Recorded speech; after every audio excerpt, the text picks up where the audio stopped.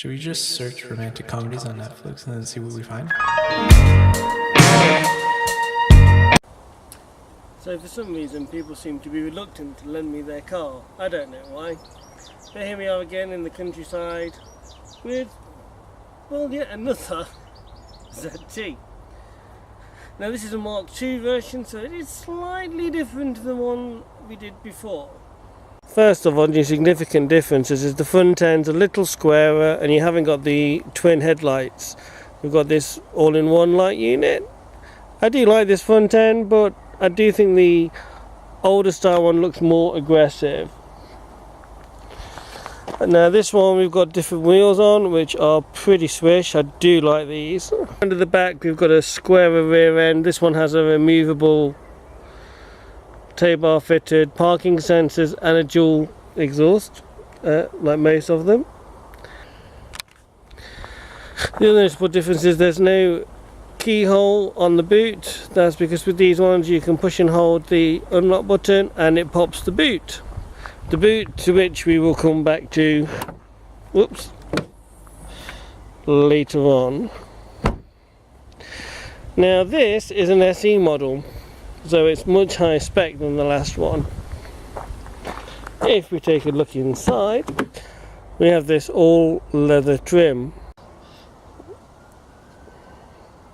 We do have the electric seats as well in this. Now as far as the dashboard goes, it is pretty much the same layout. Although in this particular car we've got the dark ash trim that has been fitted, which I think actually looks really good. Climate control. We've got heated seats this time as well as cruise control and traction control. Now this car was fitted with the top of the range sat-nav system that came in the SE spec, but that has since been replaced by this version. This is an aftermarket unit which you can get for similar ones for anything from sort of £150 up to £250.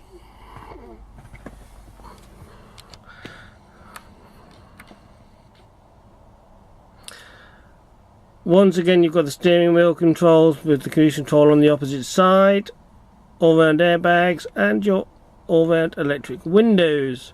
And up here, if we push the magic button, let there be light, and there is your sunroof. And there we go. And like the windows, some of the windows at least, it's all one touch.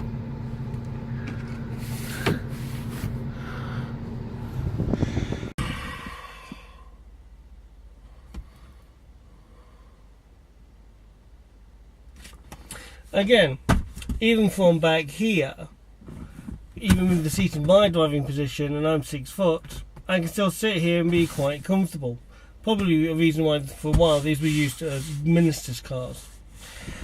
With the other notable exception is, once again we've got the armrest with the holder, but down here, which you won't be able to see off camera, you've got the pull-out cup holders, which again the old one didn't have, which is quite handy if you are going to be having back passengers or if you have kids.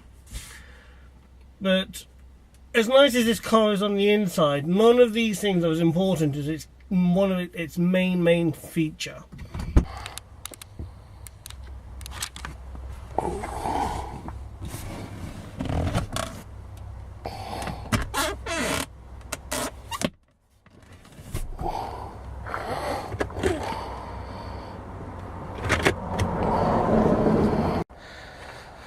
And unlike the last car, which was a diesel, this is the 190 SE. So this is the 2.5 litre 24 valve quad cam V6, which is as fun as it sounds. This might be a bit shaky. I don't have a good clasp on my camera for the windscreen.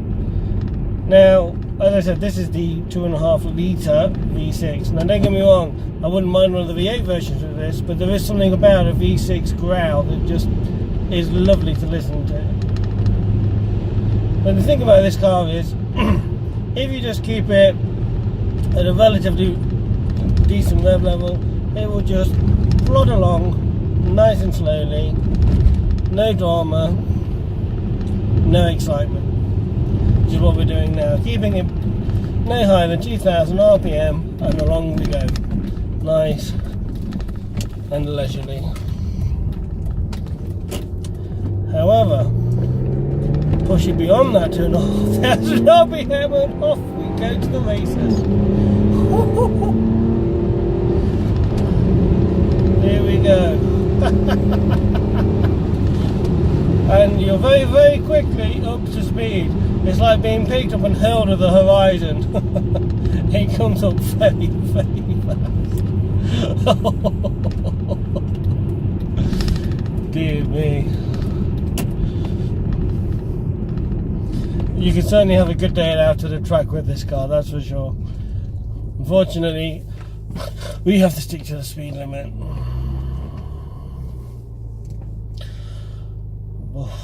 Take it to Germany on an autobahn and oh dear, this much fun should be illegal.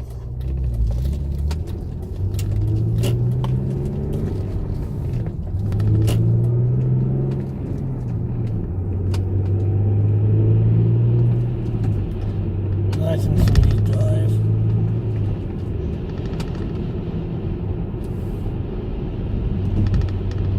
This is like, we're in a 40 zone now, we're doing 40.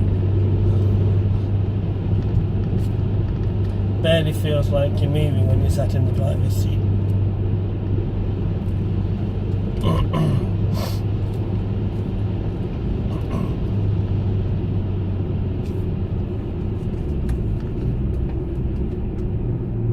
Wait down for the bend.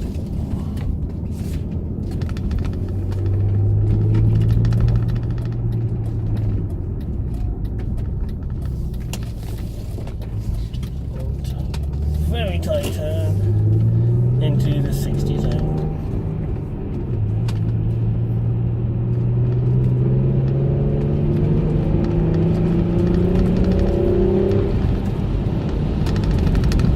And I've not even got my foot hard down, and you know, there we are, we're at 60.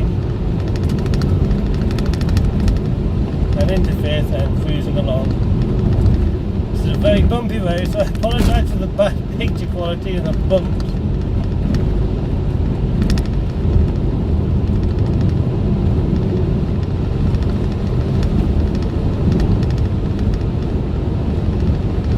But when you're just cruising, as you can tell, it's perfectly silent. But we've got a bend coming up now. Come down.